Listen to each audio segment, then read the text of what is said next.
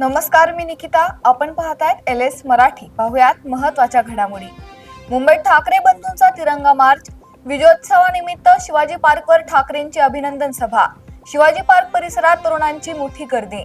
शिक्षण व्यवस्थेची वाट लावणाऱ्या प्रधानांचं कौतुक आपण करत असाल तर याला काय म्हणावं? रोहित पवारांचा मुख्यमंत्र्यांना सवाल. पुणे नाशिक महामार्गावर बॅटरी वाहतूक करणाऱ्या टेम्पोला भीषण आग.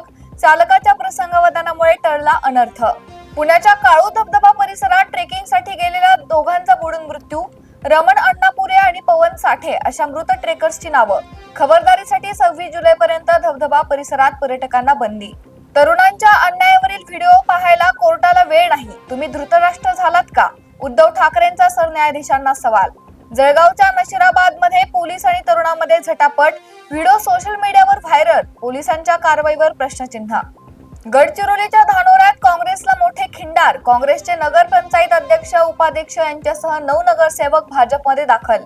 मुंबईत विजयी जल्लोष सभेत तरुणांची गर्दी. राजीनामा झाला असला तरी शिक्षण व्यवस्था सुधारली पाहिजे, तरुणांची मागणी.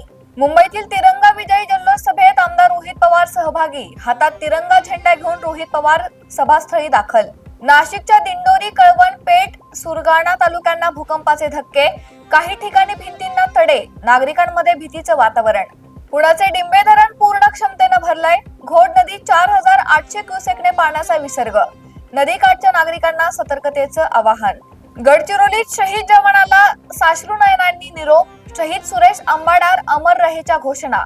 बारामतीच्या पिंगोरीत कारगिल विजय दिवस उत्साहात. कारगिल युद्धातील शहीदांना नागरिकांचे अभिवादन.